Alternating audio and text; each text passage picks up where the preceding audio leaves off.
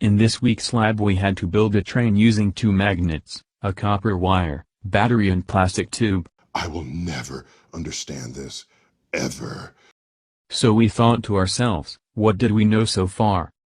We knew that permanent magnets have permanent magnetic fields.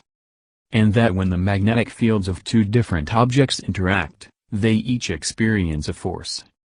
We also knew currents could make a magnetic field too. So we thought that a current going through the wire would create a magnetic field that repelled the permanent magnets and pushed them along somehow. The question was, how? While we had the basic idea right, we needed some help to get the specifics. Through some trial, error and guidance, we managed to make a train as shown. The obvious question is, how does this work? To understand that, let's talk about magnetic fields. So what is a magnetic field? A good example is a permanent magnet, which has a permanent magnetic field. The field is a physical quantity that describes both the amount and the direction of the magnetism around the magnet. When two objects with magnetic fields come close enough that their fields overlap, they will experience a force pushing or pulling on each other.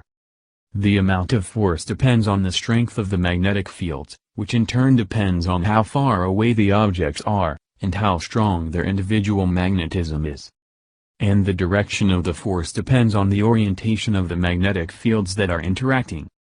So how does current in the copper wire create a magnetic field? A copper wire consists of a sea of charged particles called electrons that can move freely. When these electrons move, they create a magnetic field around them. The reason they move in this case is because the battery we attach to the wire creates a potential difference between the ends of the wire, so electrons move from one end to the other. And in the wire, millions of electrons are moving, each with their own individual tiny magnetic fields. So this creates an overall magnetic field in the wire. The direction of the magnetic field around a single electron is perpendicular to the direction of the electron's motion. So when we measure the magnetic field around the electron, it appears like shown in this picture. The relationship between a charged particle's velocity and magnetic field is shown in the Biot-Savart Law, but we won't go into it in detail for this short video. Permanent magnets also have magnetic fields that go from one end to the other. These ends are called poles.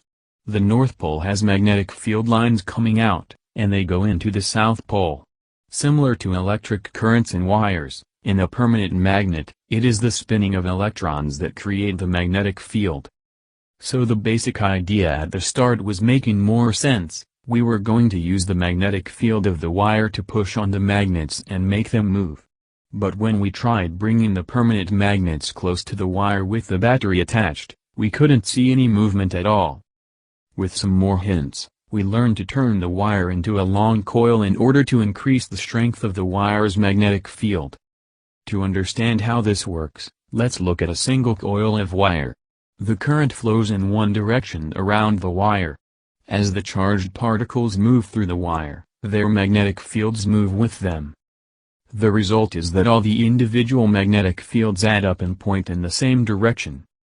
And when we add more coils to the wire, this amplifies the magnetic field. The resulting electromagnet is very similar to a regular bar magnet, with a north pole on one end and a south pole on the other. But how does all this make a train? Let's look at it step by step. The battery creates a current that flows through the conductive magnets into the copper coil. This makes a magnetic field around the coil. The magnetic field of the first magnet on the back interacts with the magnetic field of the coil. Since the coil's south pole is facing the permanent magnet's north pole, the two fields attract and the rear magnet is pulled. Then, the magnetic field of the magnet on the front of the train is repelled by the magnetic field of the coil. This pushes the magnet on the front. So the rear magnet pushes on the battery, and the magnet at the front pulls the battery along. The battery itself is taking along for the ride and continues to generate the magnetic field in the coil. And here is a video of our magnetic train in action. Nice. Thanks for watching and thank you for your time.